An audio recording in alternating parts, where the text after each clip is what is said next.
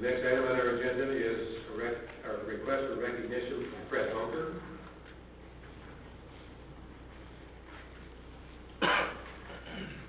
If you'd come to the microphone, give your name and address. You have 5 minutes. Fred Bunker, 24201 Garner, Southfield. Continuing with the communication thought and possibly even further back to the woman who addressed the problems with her park area near her house being dark. We have that same thing in my neighborhood due to a charter school that I don't think by coincidence came to be able to hook up to a sewer system that didn't exist 10 years ago. And subsequently, after the sewers were installed for $7 million, along came somebody who, as we traced the property transfer, bought the property for $1 and cleared the trees, since the deed altered had been from densely wooded to vegetation. So there was no permit needed to clear vegetation at the time all these trees were cut down, and I frantically called the staff, former city planner Banda, the mayor's office, trying to get these trees. You can see on Google Earth, everybody is free to look at Google Earth and enter Garner Street and see what it was like in August of 2005, 5 months before the school purchased the property, densely wooded. The school bought the property, elevated the property across the street from us to take full advantage of the storm sewers that were supposed to save the Rouge and protect the south side of Garner as well as the north side. We have no use of those storm sewers. Our property is this much lower than the inlet to any of the storm sewers. As Mr. Cyber is not here tonight, his comment that flooding is only a problem while it's raining was kind of insulting to me, and I don't know if any of you heard it. I was leaving the podium at a committee of the whole meeting when he added his 2 cents, which increasingly are annoying, especially when we have no opportunity to answer back. I was leaving the podium, and he offered me this insulting comment that I didn't have flooding in my neighborhood, that the water table hadn't been modified by the school so that water naturally flowing from north to south in this equator, in this location above the equator, all the water that doesn't go in storm drains from the school, along with the sewer system that was created adequate enough not for the 14 families the street was zoned for at the time, but the street suddenly became at least 9 acres of it zoned RA. Suddenly, about the same time the school purchased it, and the site plans described the property as being totally perfect for charter school construction, albeit directly across the street from R1, supposed Southfield standards were that R1 character of neighborhood will not be changed by construction. That is what I understand the current zoning on my home to be. Drastically changed by the 24-hour-a-day activity this young lady described in her nearby pitch black area, 24 hours a day.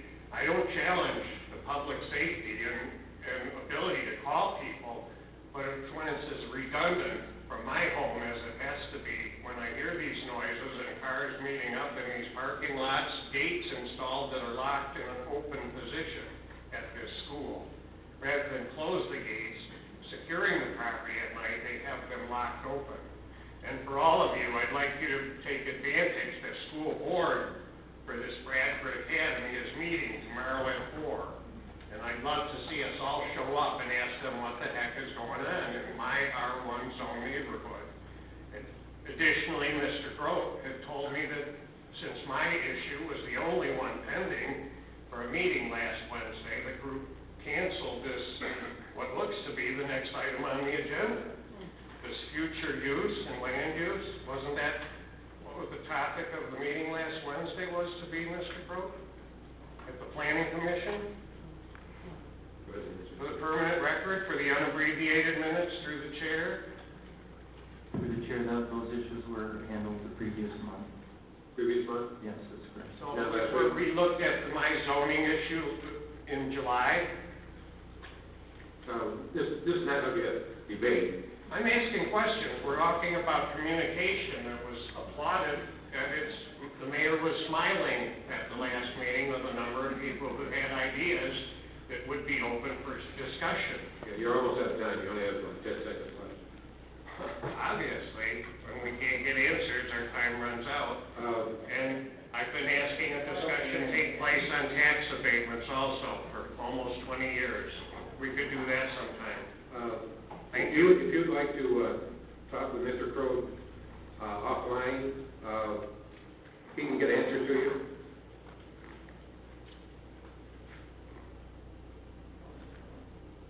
Sorry? I said if you would talk to Mr. Crowe offline, he might be able to answer the questions that you have. If not, we have someone that can work with you and answer the questions that you have. Regarding the school?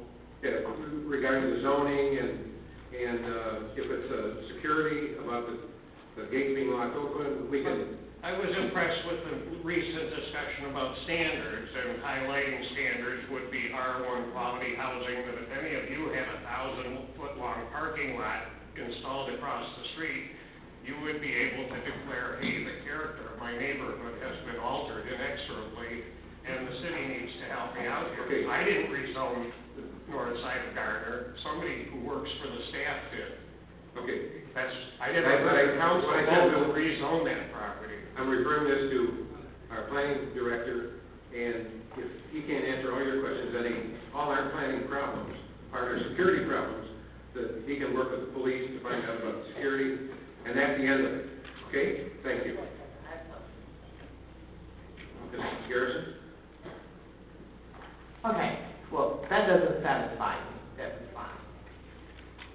Because what I'm looking for is come before us with legitimate concerns. If any of us, we've all been over in that area, I know I have to, your concerns is legitimate. When you talk with Terry, Mr. Crowe, I want more than just a yay or nay response, or that it doesn't, this is what it says, so that's it, go home. I want us to see how we can help improve the quality of life. If this is what it is, what else is there that possibly we can do? Because when that charter school came into that neighborhood, it disrupted the whole neighborhood from what it had been for decades. You're not the first person to come up and talk about what happened over there. And so that's what I'm expecting. I'm not expecting to go back and after you call somebody and they tell you, well, you know, this is what I have to tell you because this is what it is. Okay, got that. But the problem's still there. What can we do to try to address it? Just like the young lady who spoke about Bradford Park. It's not good enough to say, well, this is the zoning, we're on the front of the light, da-da-da. There is a problem. What can we do? Change the entrance. And that is what I'm expecting to happen. So your time is up. Go sit down. Is not acceptable to me.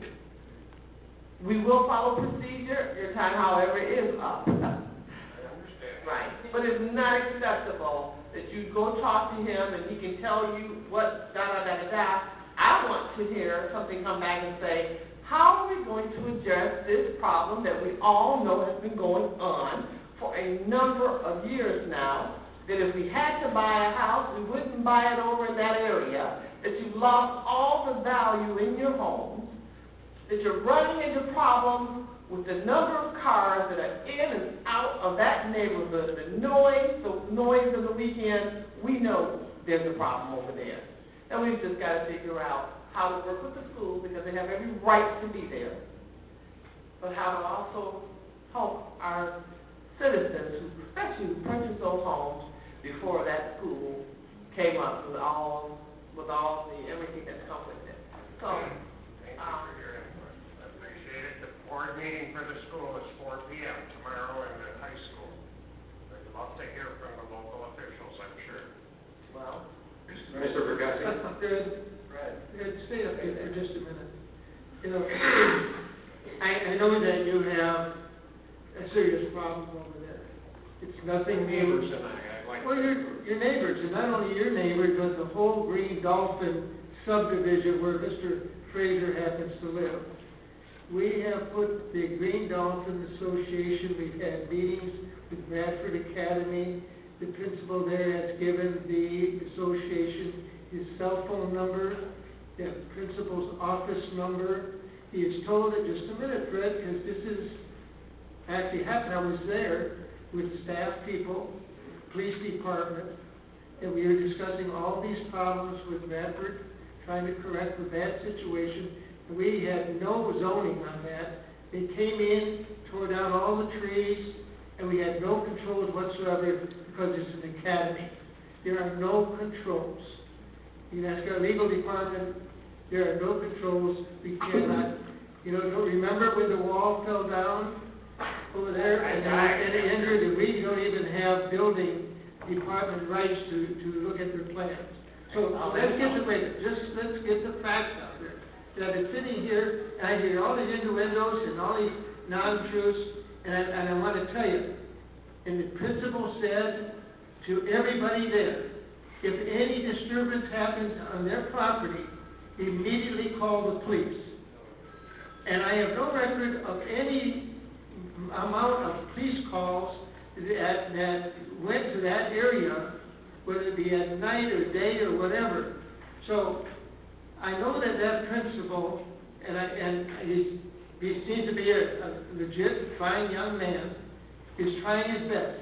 And he gives his cell phone number, his home, and he gives the principal's office. I know he's trying to correct the bad situation.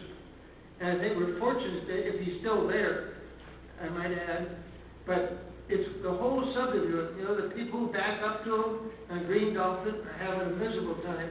There's cars parking in the backyard, in the basketball courts. The gates aren't closed. Whatever it is, hanging out in the back. But I still tell you, if those problems do exist, I want to be able to call the police department and say, I had 20 calls from Gardner Street complaining. They don't give it. And so something's got to ring the bell to us. I'm embarrassed to call the police as often as I feel option to. Well, our chief is sitting right here, and he'll tell you he doesn't mind if you call him every minute. If there is something happening illegal on that property, he'll take care of it. Oh, okay. All right? I'm glad to hear it. All the time I tell the police apologetically, the council's given me no option but to call you to deal with this. I apologize, I wouldn't call you. They know my You can name. call me, I'm in a telephone book. I have your number. Okay. I don't need your help. I need the city to decide whether R1 zoning is definite in its standards, as Southfield has such high standards. Why is R1 zoning like where I live is what's going on. We tried as a city and a lobbyist to try to correct the problems of all these academies opening in Southfield. They're causing problems Schools are in all different areas of the city because there's no controls. Detroit public schools are suffering. We're number one in academies in the city. And there's no way to correct it. Population maybe. They have a lot of kids there and no busing, so everybody comes. So there are very seldom Southfield children in those academies.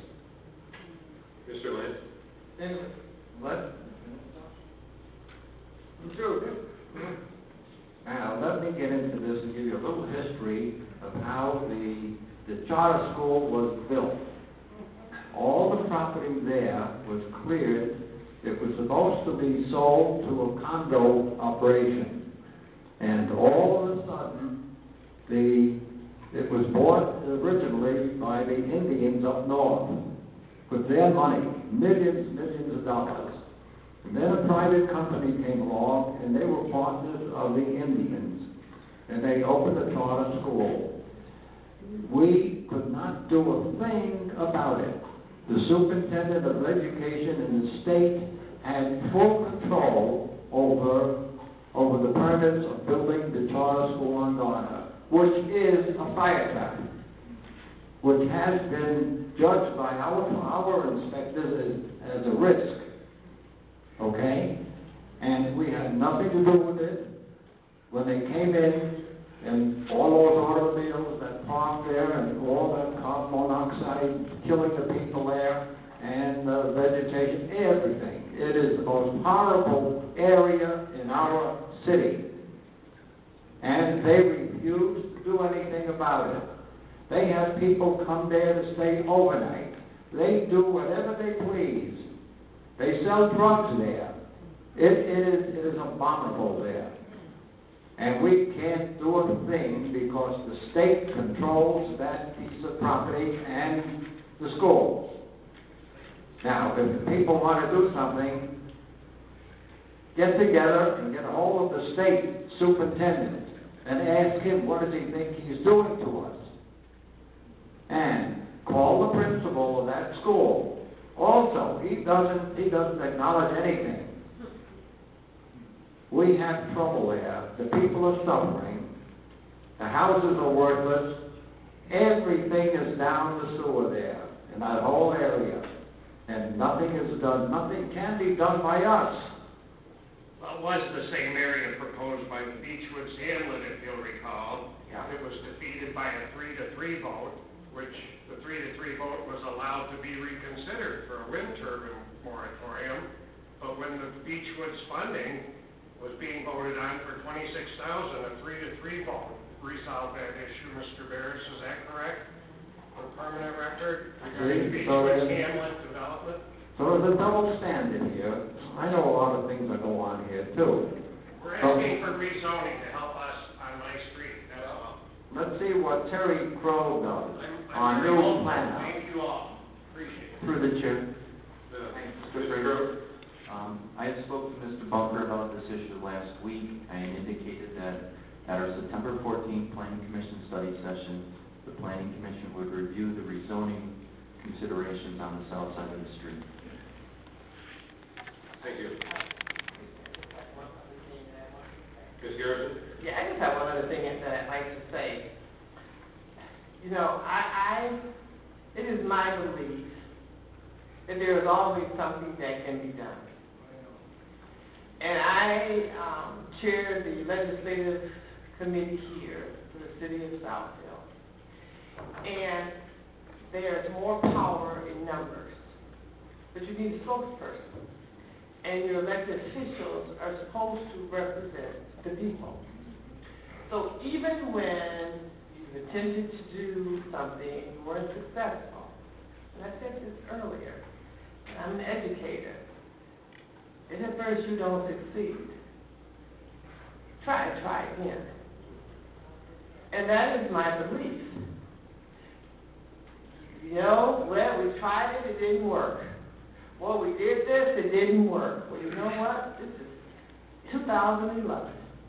So we need to try something else until we get some results that are good for the people. So I just want you to leave out knowing that I'm of the belief that you fight and you have a voice. When I say fight, I don't think you physically fight. You develop some strategies, get some plans together. But you have a voice. Because if you have no voice, then nothing will ever be done about it. I said this earlier. It's unfortunate that the squeaky wheel gets the oil. It shouldn't. But that's my belief. And some of this is legislative, in Lansing, in the legislative committee, which is Councilman Lance, Councilwoman Seymour, and of course our president, in the meetings, we talked about this, of gooding up to Lansing and trying to do something about the number of charter schools that are coming into our city. We have more charter schools in Southfield than in Oakland County, period. And the majority of them are not Southfield residents who are attending the schools. But our neighborhoods are being negatively impacted by this traffic and all the things that are going on. So don't go home thinking that you've got to do this Yeah, we need you because there's strength in numbers. There's power with the people. But you got a legislative committee that, and a lobbyist, like to say, that we are looking at how to approach this. Because what happened, you're right, they came in, they did whatever they wanted to, and just disrupted, and we have more charter schools in this city. We have more than half of the charter schools in Oakland County in Southfield. And we've got to do something about that before we have even more. Okay, thank you. Mr. Lane? Yes. I remember thinking back, when this school was being built, I suggested to the city that we sue, we take them to court and get an injunction against building. And the city did not do that. They refused to do it. And I remember people from another city going to meet the superintendent, and he wouldn't even talk to her, because they had the same problem. I think it was Sterling Heights or someplace. We did nothing to stop it. And I think we could have gone to court, but the city didn't want to. So that's where we are, Fred Bunker. You and the rest of the people are suffering there. Ms. Harrison, did I understand you correctly when you said that the legislative committee is working on this, We've been discussing this. on this particular? Not on this particular Bradford Academy, but just the whole issue of the number of charter schools that are in our city and that may still come, the impact that it is having to our city, it's having an impact on our neighborhoods, it's having an impact on our public school system. The charter schools that are coming in pay no taxes, yet we're providing police and fire, we're providing all these services. How much of our land are we going to stand by idly as the schools come in, pay no taxes, but are here because it's a safer place, because we got a great police department, great fire department. They come in and got a super library, got a great program here for our kids after school. So yes, the legislative committee, we've been working with our lobbyists, just trying to strategize. So that's where we are, not Bradford Academy specifically, but the whole issue of what happened to that area when the school, everybody's been 100% correct, everybody who has spoken has been correct. They came in, the law did not allow us to have any controls over it, but it had a negative impact on our neighborhood. And I'm not trying to talk about whether I support or don't support charter schools, because that fight, I believe, is over. You know, our president of the United States has said if he supports these charter schools, we're going to have charter schools. But we've got to figure out how to regulate them properly. So did that answer your question, Almost. President? Almost, because this charter school has some specific problems other than all of the charter schools. The whole charter school situation is a concern, but this one has specific issues. And because it's another level of government, I'm going to refer the Bradford Academy charter school problems to the legislative committee to work on. Sounds good. Okay? We'll take it up. Ms. Taylor? I just wanted to comment too, that, according to what I remember, the legislative committee is looking at this, and we were looking at a moratorium, so that we could, stop so many of the, private schools coming in. Here we were talking about a resolution to get us to Lansing to say, hey, enough. Yeah, we have a lot of things left in our agenda, so rather than debate what we're going to do on Bradford Academy, we can do it through the legislative committee. Okay. All right. Thank you. The next item